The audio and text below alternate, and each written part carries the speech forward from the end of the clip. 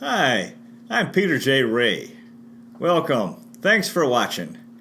Today's topic is Resalest Book Review number 4. Our first book today is The Jungle by Upton Sinclair, published in 1906.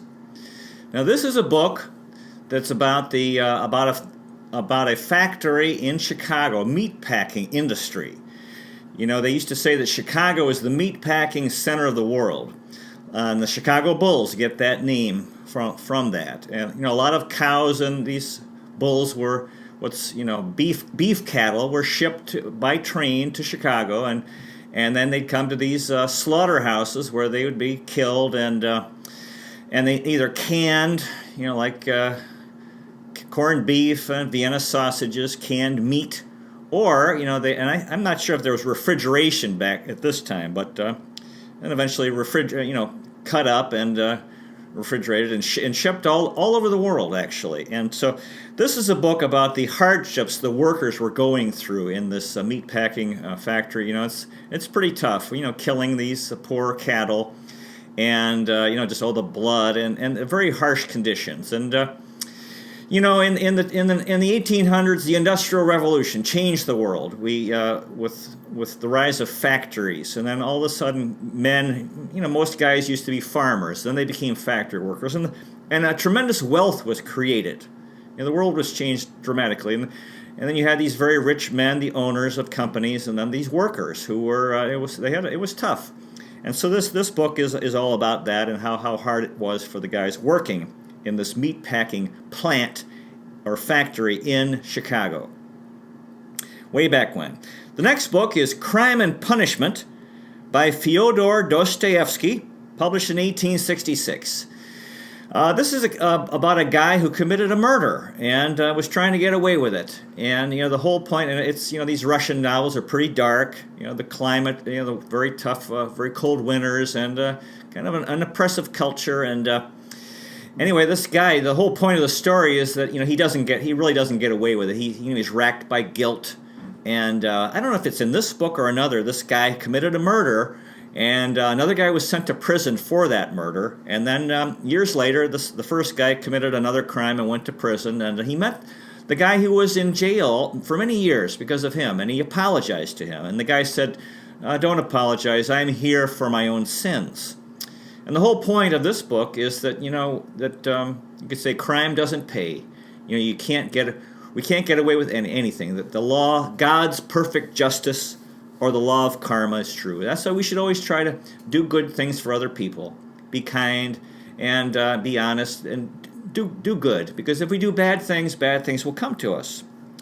Okay, the next book is Alice in Wonderland by Lewis Carroll, published in 1865. This is a short book. Pretty easy to read. It's crazy. This Alice has all these adventures, with the Mad Hatter, and then there's this queen, and then there's the Cheshire Cat whose face disappears, except it smiles. You just see the smile. This is it's a funny, crazy story, very entertaining. At one point, she's sitting at a table with the Mad Hatter, who says, they're eating, and then he has an empty, next to him there's like a plate which hasn't been used, and he says, "Well, why don't we just switch places, because we have all these dirty dishes in front of us." And so they move to the right, and of course he gets a clean plate, but Alice doesn't. So this is a funny book, funny, crazy, and so forth.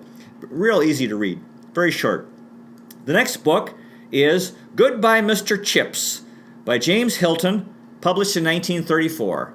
It's a short book, easy to read, a wonderful book. This is a wonderful book. It's about a teacher. His name is, the students called him Mr. Chips. I think it was Chipman or something like that. But anyway, it's a nice story about this teacher, and his life as a teacher. He was a very, kind teacher, kind of funny, eccentric, and in a boys' boarding school. And during the story, he gets married, and his wife gets pregnant, and then she dies giving birth, and the baby gives birth, and baby dies as well. So he loses his wife and his newly born child, and It's very sad, And then he's talking to somebody. Says, "My wife is dead and my child is dead, and I wish I were dead." But he eventually, life goes on, and he survives, and he's grieving, and then it's the story of his life. And when he's an old man, he's dying at the very end, and people are talking, and they don't know that he can hear. He's just lying there. He's on his way out of this world, and they said, "Oh, it's too bad he never had any children." And then he hears that, and he says, "Oh, I had many children, all boys." And it's very, very touching. It's very touching because he's talking about these, all the students that he had over the years. He was very beloved, a very beloved teacher, and had a very, So if you're a teacher, it's very inspiring if you're a teacher or interested in teaching. Wonderful book. Okay, the next book is Rabbit Run by John Updike, published in 1960. This is the first of 4 novels by John Updike, this Rabbit series. It's about a character, and this first book is about his, earlier life. And this is, the times in the United States, the late 50s, and this character, John Updike, was a very fine author. I had a friend who was on a cruise ship with him, and they were eating dinner. She ate dinner with him at the table, and she says, "Mr. Updike, I haven't read any of your books." And he was like, "Oh, surprise." People are like, "Oh." And she says, "Yes, because I only read, dead." She only read the classics, dead authors. And anyway, Updike's a good writer. He writes very well, and not too hard. Pretty entertaining. Good writer. And this story, he's an interesting character. This Rabbit guy. I think his last name was Rabbit. Okay. The next book is 100 Years of Solitude by Gabriel Garcia Marquez, published in 1967. I read this book in college, and it's a story about, I think it's in South America, a Latin American country. And this is a real popular book. I found it pretty tough, and I think, my reading comprehension wasn't that great. It's at the time. I hadn't read a lot. And it's kind of a mystical book, and and I can't tell you much more than that, but it's a very popular book, very highly regarded, and if you're interested in, Latin America, South America and so forth, these Spanish-speaking countries, you might consider reading this book. Okay, the next book is Lord of the Flies by William Golding, published in 1954. This is a pretty easy book. It's a very dramatic and compelling story about these boys who were on I think they had the ships. They were on a shipwreck, and they ended up, just themselves. Maybe about 10 boys on a tropical island, and then there are no adults around, and eventually they sort of degenerate and become very brutal. And I think they even killed this fat boy, and so it's a troubling story, and it shows how important that children really need adult guidance. And I taught this I think in Switzerland, and it's a very popular book, I guess, for and there's nobility. One of the boys becomes quite evil, and then they're cruel to the fat boy, and then there's another guy who kind of fights him, who's sort of heroic. So it's a very popular book. Okay, the next book is A Separate Peace by John Knowles, published in 1959, and this is another popular book. This is short, pretty easy to read, and it's about these kids. They're, I guess, in high school, in a boarding school. It's a tragic story about these two friends, and the one friend is very popular. Everyone loves him. He's a great guy and everything. And then he has a friend who's kind of depressed and quiet and not popular. And they're sitting on a tree branch, way up high. And the one guy's jealous of his friend, and he actually, shakes the tree, so this guy falls. The other guy falls. So, and later that guy died. So it's a sad. It's it has a very sad ending. But it's about being young, and part of jealousy is part of life, especially when you're young, and all of life, and then regret. And it's about friendship, and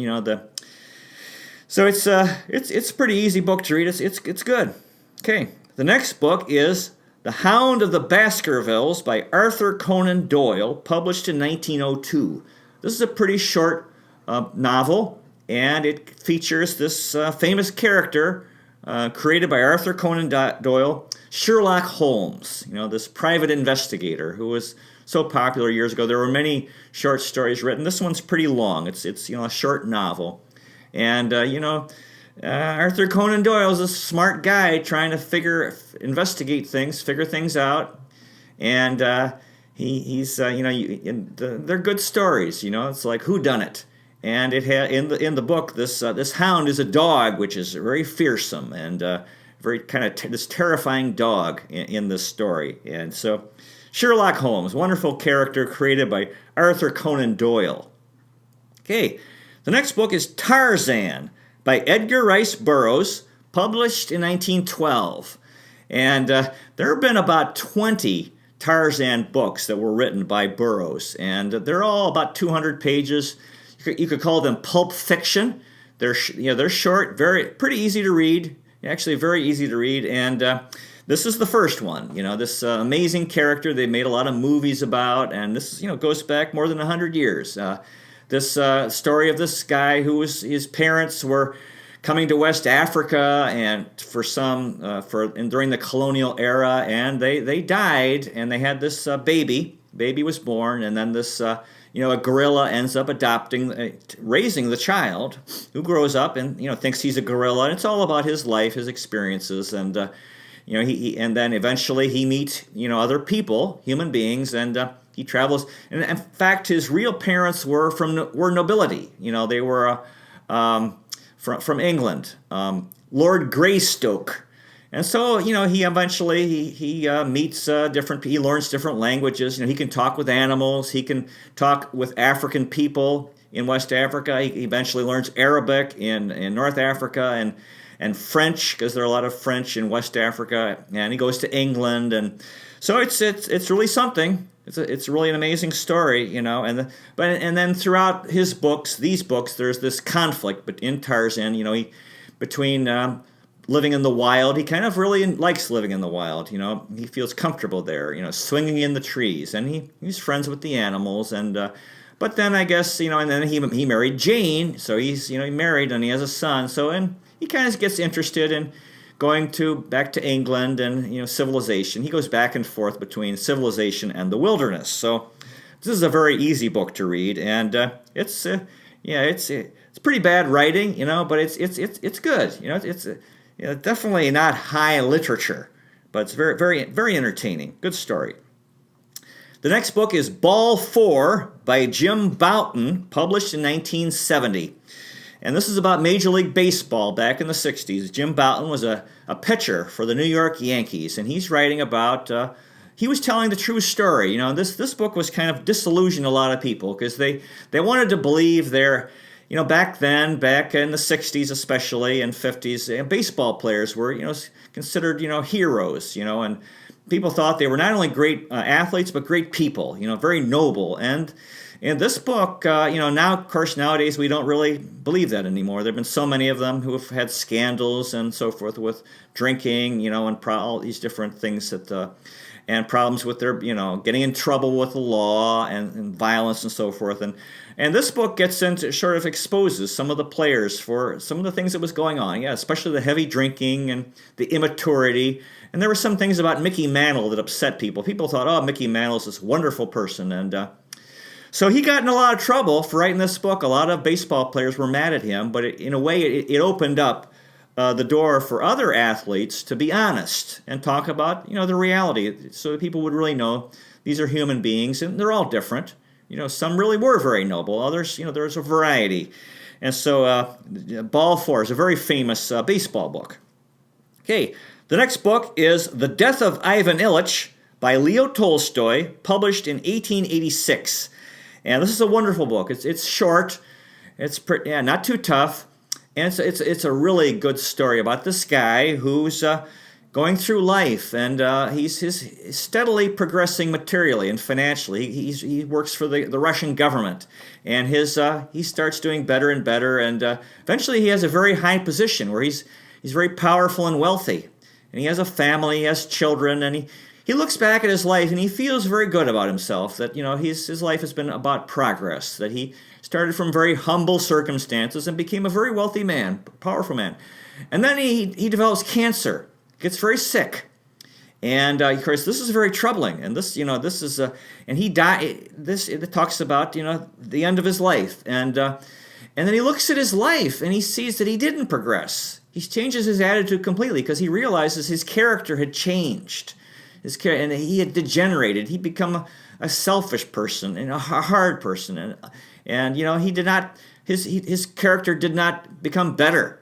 And he thought, and so in a way, his dying is helpful. And he has this very poor servant who is very kind to him, and kind of helps him to realize, what's important in life, being kind. So in a way, he does die at the end, and actually all of his friends kind of leave him. That they're all obsessed, like, oh my God, they don't want to. It's depressing being around him, his wife and children and friends. So he's kind of abandoned by everyone because they're terrified of the suffering he's going through during his dying days. But this kind fellow, really helps him to, and so at the end, he changes for the better. This painful dying experience, and so it actually has a happy ending, because his character improves at the end. Okay, the next book is The First Circle by Aleksandr Solzhenitsyn, published in 1968. Yeah, and this Solzhenitsyn has had a tremendous effect on world history. Back when the Russian Revolution broke out, a lot of folks in Europe and America believed in it. And back in the 1920s and 30s and 40s, they thought, wow, the Russians are creating a wonderful society. And this is another book that really tells the reality of life in the Soviet Union, that it was a big fraud, that it was not a wonderful society that was being created. And this was hard on leftists in the West, in Europe and America, who had been big supporters. And, my mother, for example, she wrote a paper on Stalin in high school, and I think it was positive because people kind of wanted to believe that. But this showed, no, it wasn't true. The Russians had not created something wonderful. And this book helped end the Soviet Union because it affected, Russians who actually knew better than anyone else, but also affected their morale and their faith in their government. And so it was and eventually the Soviet Union collapsed and communism ended. And since then the Russians and the Soviet peoples can all, they have freedom of religion. And they've had hard times, because just because you're free doesn't mean things are going to be easy for you. And they've had real hard times, but at least there is freedom, economic freedom and so forth, and religious freedom. So because the Soviet Union, made it outlawed religion. Okay, the next book is The Idiot by Fyodor Dostoyevsky, published in 1869. And, I kind of read the book because of the title. I used to read Russian novels in the winter, when it was cold here in Cleveland. And The Idiot is, kind of a catchy title, but it's the character, based on what I remember, was kind of a simple-minded man, but a good man. And the one quote I remember him saying is, "There's nothing better in the world than a bird." He was this simple fellow, and he was watching looking at the birds and how beautiful they were, flying and singing, and their colors, and so it's very simple. The simple pleasures that we tend to forget, and so Dostoyevsky isn't easy reading, but this is a good book. It's a classic. The next book is Love Story, written by Erich Segal, published in 1970. And this is a short book, easy to read, great book, wonderful book. And of course, the very famous movie came out that people have seen. It was extremely popular back at that time. I think it came out maybe the next year, 1971 or 70, something like that. And it's the story of this couple. They're in college, I think.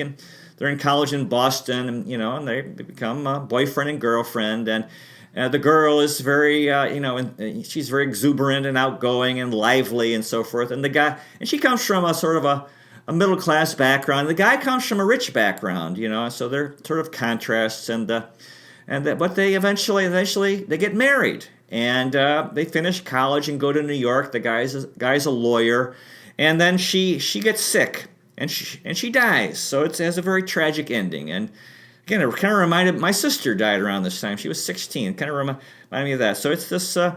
It's a heartbreaking story. It's a very nice story. And then the famous line from the story is, "Love means never having to say you're sorry." But I don't know if I agree with that, because I think, we should have the humility. But it's kind of a noble sentiment in a way, that it's like, I accept your apology, or I know you've done something wrong, but we love each other. So it's about love. It's a nice story, very nice, very easy to read. The next book is Oliver's Story, by the same author, Erich Segal, came out in 1978.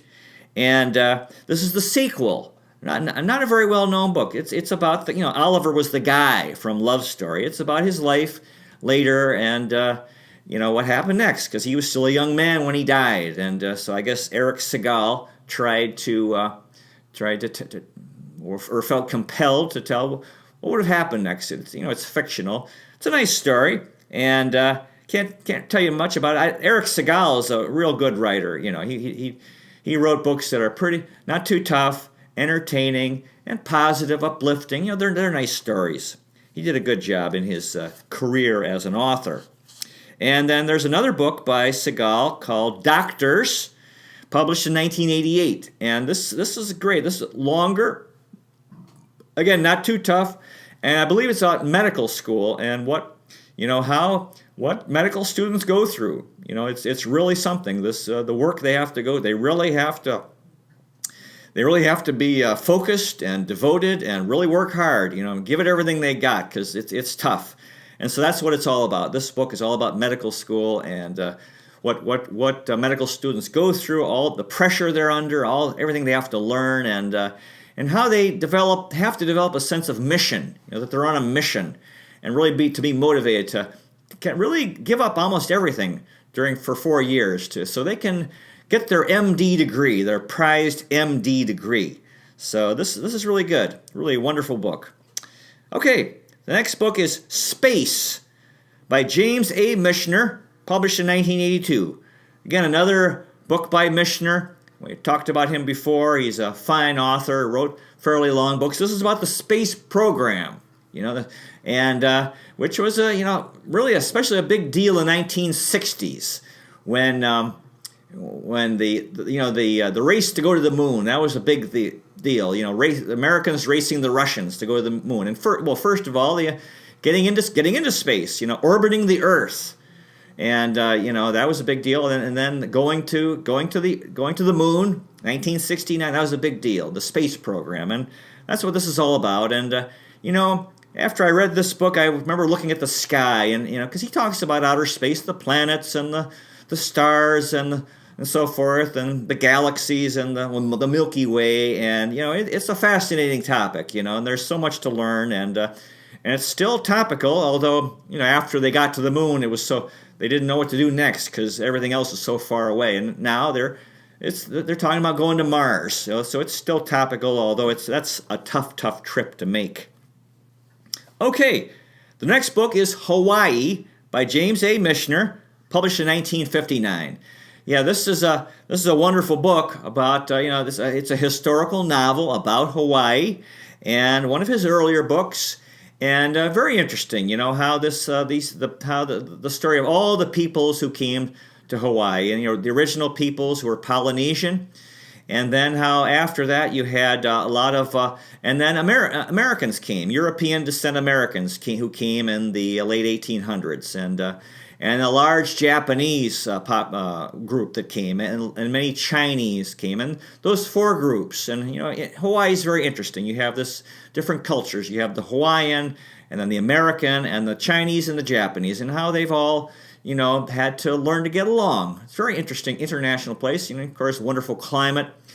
And, the first Americans, there were a lot of missionaries who really kind of weren't that great because, they're very somber, and they were wearing, it was a hot climate. And these this is like in the 1800s, they're wearing these dark clothing, a lot of clothing. And, the Hawaiians, they weren't wearing much clothes. I think the women's breasts were exposed, and because this was, this is what the way they were, and there was nothing wrong with that. And then the Americans were saying, "Oh, this is sinful what you're doing," and they're trying to get them to go. And the thing is, it was a hot place, you don't need to wear a lot of clothes, but the Americans were imposing their ideas. And so it's a great story, basically the history of Hawaii, and told in a story, a historical novel. Okay, the next book is The Drifters, also by James Michener, published in 1971. And this is a book about young people in the United States in the late 60s. There was all this youth rebellion. It was associated with the Vietnam War, the protest against the Vietnam War, and, America had become a land of prosperity. So, these so-called hippies, who were rebelling against, traditional life of working and being responsible and being ambitious. And so this whole generation of young people, large numbers, not all of them, but those who rejected, the traditional path in life of work and marriage and childhood and family and living in the suburbs and so forth. And these were, they would drift around the country, and then they were into there was some good in it, the ideals of peace and love and so forth. But a lot of there was trouble as well, because there was all this drug use and sexual and sexual immorality, promiscuity, and anyway, that's what he's writing about here, the youth culture in the United States in the late 1960s. Very interesting book. Okay, the next book is Journey to the Center of the Earth by Jules Verne, published in 1864. Yeah, this is a famous book by Jules Verne, the father of science fiction, and he was speculating on what would happen or what was inside the Earth. And I think this is the one book which is pretty much, really isn't true. But according to this book, there are these worlds and so forth. And it's an entertaining story. And I guess he uses enough geology, at least at the beginning, because based on the geology that he knew, and the rest is speculation, and it was kind of his imagination. And he imagined... I think there's something like dinosaurs and these different, actually, civilizations inside the Earth. So I don't think this is really very accurate. This is something that he thought could be true, but I don't think is, from what I know, at least. Okay, the next book is From the Earth to the Moon, also by Jules Verne, published in 1865. The copy that I read had a cool picture of the moon, with the craters of the moon. And this is a story, he's, again, speculating about a possible trip to the moon. And he's writing about it as if, based on the information he had. So and it took 100 years before we went to the moon. And Jules Verne wrote about it first, about a spaceship and what would need to be done and how we could get to the moon. So this... And, this guy, Jules Verne, really learned everything he could about science at his time and used that to try to speculate about what could be done, the future developments. And so it's very creative fellow, the father of science fiction, Jules Verne. And then he wrote Around the Moon, again by Jules Verne in 1869. And this is a continuation or a sequel of, if they were able to make it to the moon and going around the moon. So more of the same thing. And, very interesting, very kind of technical. So if you're into science, you might like it more than I did. And short book. These are short books, not too long. Okay, the next book is Of Mice and Men by John Steinbeck, published in 1937.